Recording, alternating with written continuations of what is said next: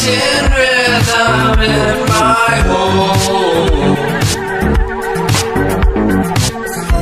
and every vision of my soul. Just to think we don't carry on that much philosophy. You know. Hello everyone, I'm Blake Childress, and I'm That One Filmmaker, and welcome to a new episode of Just Saw. So, I just saw The Lighthouse.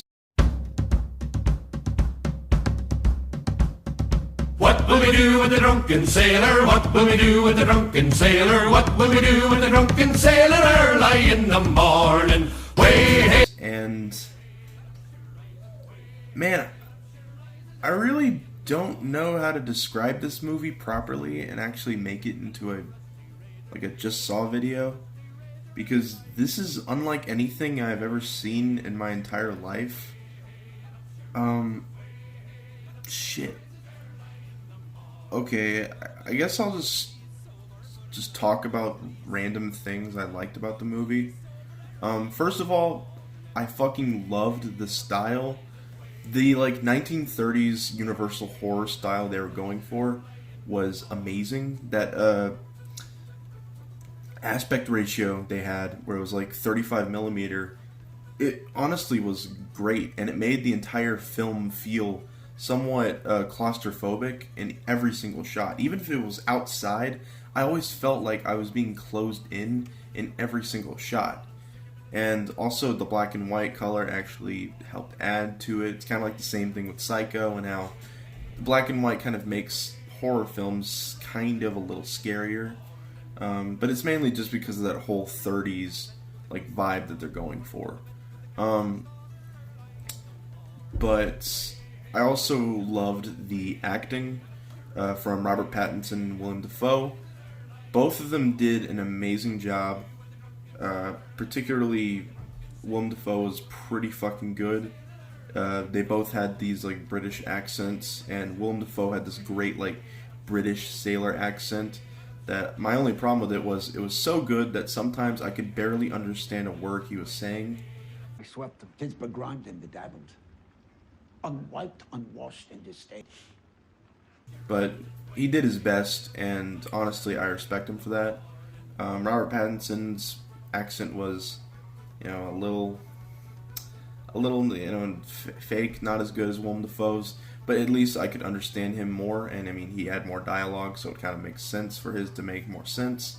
Now look here, I ain't never intended to be no housewife nor slave in taking this job, and it ain't right.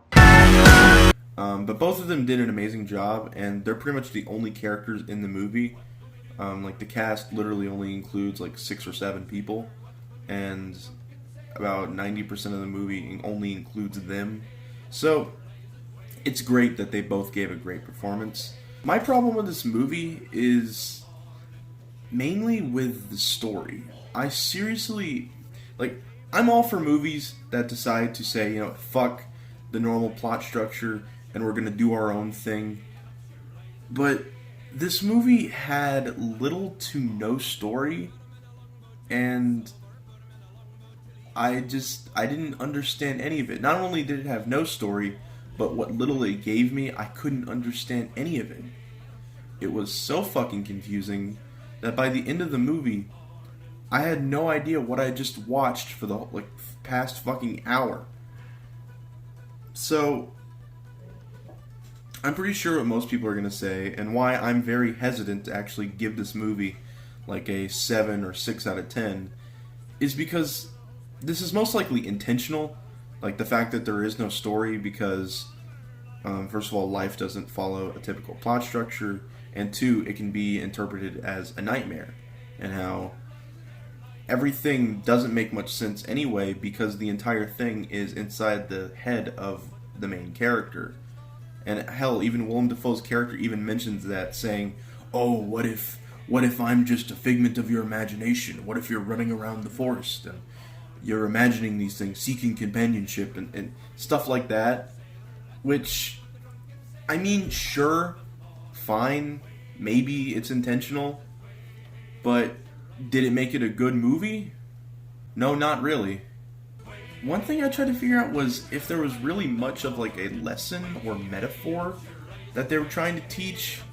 Like, I felt like they were trying to commentate like something on nature, because Willem Dafoe's always telling Robert Pattinson's character that he shouldn't kill seagulls because the seagulls have like the souls of sailors within them, and that if you kill them, it's like killing the sailor permanently. And eventually you have this really gruesome as shit scene that honestly does remind me of a lot of 30s movies before something called the Hays Code was enacted, where basically it was kind of like what the rating system today is that restricts a lot of gore.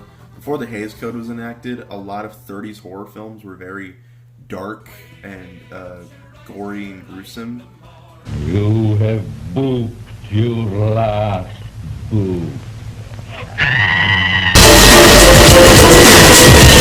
But the scene with Robert Pattinson and the seagull honestly reminds me of those kinds of movies. And it's just, it was fucked up to watch. He just grabs the seagull and just starts slamming it against the fucking rocks. Like, blood is spilling everywhere. The poor fucking bird looks so realistic that I felt bad. It was honestly disturbing to watch. And he honestly, like, Robert Pattinson is always hating on seagulls throughout the whole fucking movie.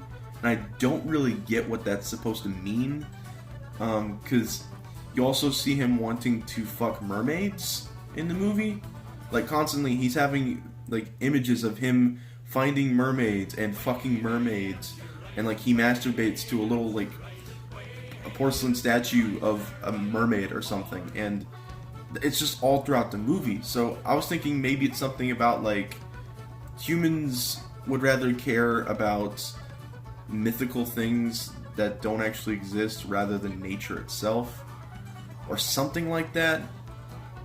And another weird thing in this movie is that Willem Dafoe's character, the main thing with him is that with the lighthouse itself, he's very much attracted to the light. And hell, at the beginning of the movie, you see him literally get naked and he just looks at the light of the lighthouse and just mumbles to himself all night. And that's in the beginning of the movie.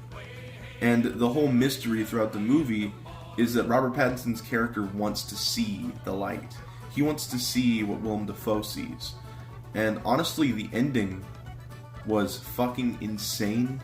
Because, spoiler alert if you want to go see this movie, but Robert Pattinson goes up the stairs of the lighthouse, and he does this after murdering Willem Dafoe, and he opens the door to the little light in the lighthouse, and he starts to randomly scream. He just goes, and it gets really distorted. And I've never seen this in a black and white movie, but the black and white turned negative as he screamed. So the whites became blacks, the blacks became whites, and all you can hear is just Robert Pattinson just going.